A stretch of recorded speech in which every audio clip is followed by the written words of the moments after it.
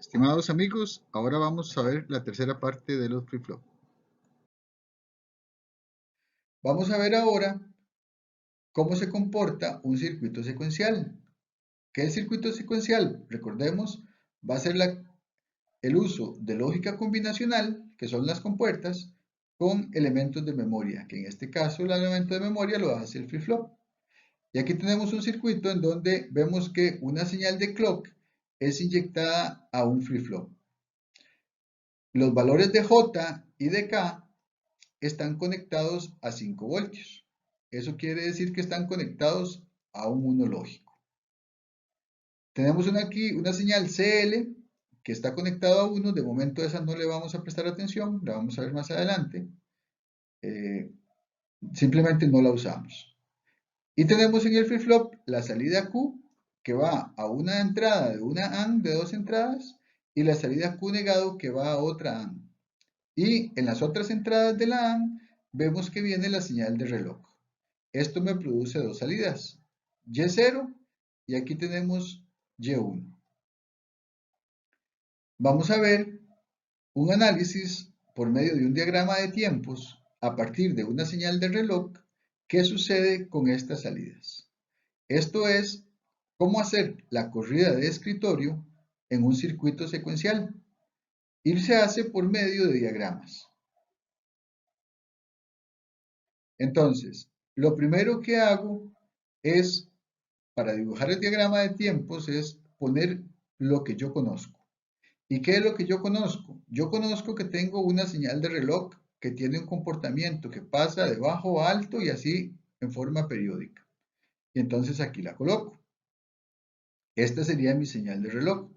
Ya yo sé que mi señal de reloj va a ser un valor en bajo, luego en alto, luego otra vez en bajo y luego en alto y así en forma periódica. También por el circuito sé que el valor de J y de K van a estar en 1. Por lo tanto, aquí el valor de J y de K los coloco en 1. Durante todo el funcionamiento del circuito, porque siempre están fijos en 1. Adicionalmente, por esta señal que está aquí, yo sé que ese flip-flop va a cambiar su salida cuando se dé un flanco positivo. Por lo tanto, voy a marcar aquí los momentos en que se debe dar un cambio en el flip-flop, mostrado por estas líneas resaltadas de verde.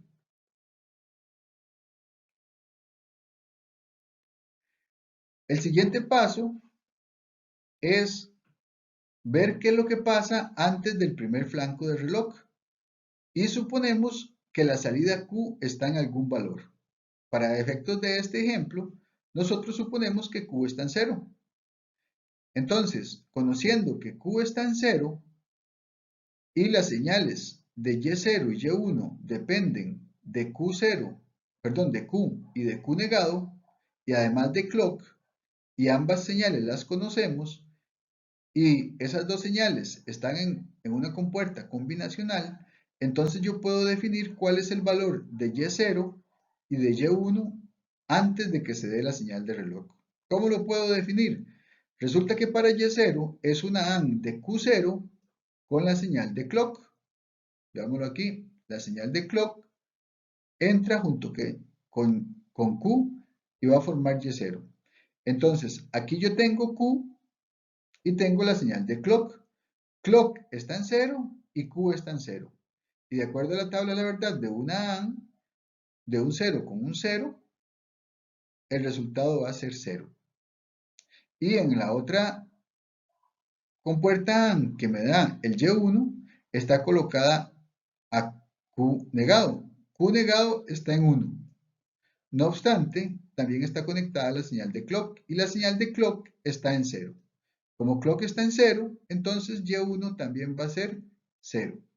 Entonces, los valores de Y0 y Y1, antes de que se dé la señal de reloj, de esta forma los determino.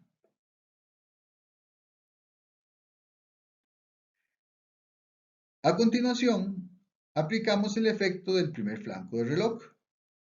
Veamos que para este momento ya conozco qué valores tiene J y K, conozco los valores que tiene Q y Q negado y también como Y0 y Y1 son combinacionales, también los conozco. Entonces, ya puedo aplicar el primer pulso de reloj. Y en el primer pulso de reloj, recordemos que yo debo ver qué valores tiene J y K para ver qué va a ser el cambio que se va a producir en la salida. Entonces, durante este flanco, yo veo que J y K están en un valor de 1. Si revisamos la tabla de la verdad del flip-flop JK, vamos a encontrar que J en 1 y K en 1 nos va a decir que tiene memoria negada. Por lo tanto, como Q está en 0, inmediatamente va a pasar a 1. ¿Hasta cuándo? Hasta el próximo nivel, hasta el próximo flanco del reloj. En el caso de Q negado, simplemente es negar lo que está en la salida Q. Perdón, sí, en la salida Q. Luego, como ya tenemos los valores de Q y tenemos el valor de clock, podemos dibujar el valor de Y0 y Y1 nuevamente. Entonces, si voy a dibujar Y0, yo sé que es una AND de clock con Q. Vemos que Q está en 1. Entonces, una AND de dos entradas con una de ellas entradas en 1, la salida va a depender de la otra entrada. Entonces, vemos que la señal de clock tiene una parte que está en 1, que coincide con este 1 del Q. Por lo tanto, la señal de Y0 durante ese tiempo va a estar en 1. No obstante, esa señal de clock baja a 0. Por lo tanto, un 0 en una AND con un 1 me va a dar un 0. Por eso la señal Y0 tiene aquí esta forma. Lo que va a hacer es seguir la forma de la señal de reloj. Y Y1 es una AND de Q negado con clock. Como Q negado es 0, entonces la salida Y1 va a ser 0.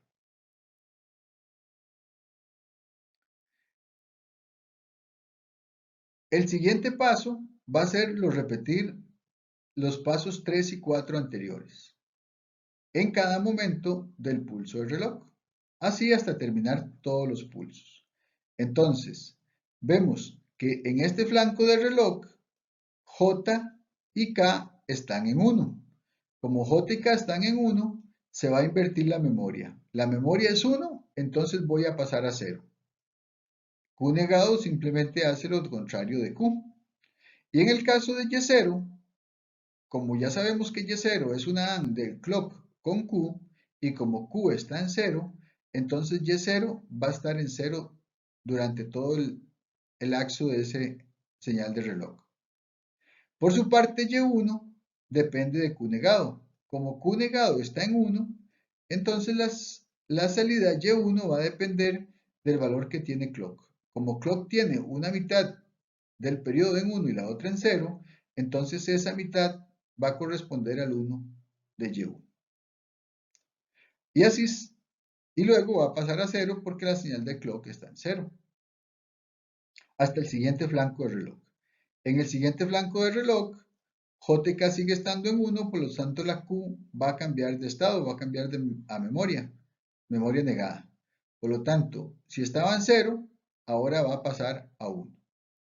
Y Q negado va a pasar de 1 a 0. Por lo tanto, Y0 otra vez vuelve a estar en 1 medio ciclo de reloj y en 0 el otro medio ciclo. Y Y1 va a estar en 0 porque Q negado es 0. En el siguiente flanco de reloj va a pasar exactamente lo mismo. Q va a cambiar a memoria negada, paseando a 0.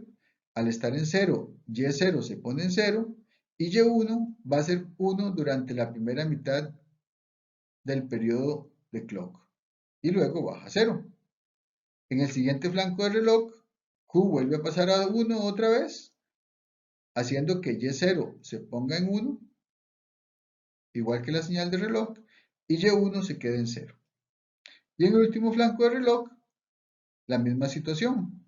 Q va a pasar a 0 y Q negado a 1, por lo tanto Y0 se va a mantener en 0 y Y1 va a ser la mitad del ciclo del reloj en 1 y luego va a bajar a 0. Veamos este otro ejemplo. En este otro ejemplo mantenemos el circuito anterior, lo único es que le agregamos aquí otro flip-flop JK, igual con J y K en 1. Y la señal de reloj en este caso es suministrada por Y0. Y tenemos Q1 y Q2. Queremos ver qué sucede en este caso con las salidas Q1 y Q2. Perdón, Q1 y Q1 negado. Las demás, Y0 y Y1, van a tener el mismo comportamiento que vimos en el ejercicio anterior, porque es el mismo circuito. Entonces, veamos. Como ya esto no lo voy a volver a repetir, este análisis, porque este análisis ya lo vimos en el problema anterior, vamos a revisar el efecto que tiene ahora poner otro flip-flop, que es hacer como la corrida de escritorio. Veamos que este flip-flop es por flanco positivo. Lo único es que este reloj ya no es administrado por este clock que está aquí, sino que este clock es administrado por Y0. Y Y0 es esta señal que yo tengo aquí. Entonces, por eso voy a marcar los flancos positivos de Y0, que son los que me van a indicar cuándo es que Q1 va a cambiar. Y son estas señales moraditas que tenemos aquí, que son las que me van a producir un cambio en Q1. Ya yo sé que Q1, J y K están en 1. Por lo tanto, en cada flanco van a invertir la memoria. Si yo supongo que Q1 arranca en 0, en este flanco del reloj, que coincide con este clock, pero no tiene nada que ver, sino este clock de Y0, va a hacer que se invierta la salida Q1. Por lo tanto, estaba en 0 y va a pasar a 1. Y se va a quedar en 1 hasta el siguiente flanco del reloj. En este flanco del reloj, recordemos que J y K está en 1, por lo tanto va a volver a invertir la salida, es decir, que va a pasar a 0. Y se va a quedar en 0 hasta el siguiente flanco del reloj, que es cuando Y0 cambia de 0 a 1. Y otra vez, como J y K están en 1, entonces la salida va a volver a cambiar de 0 a 1. Y Q1 negado simplemente va a ser el inverso de Q1.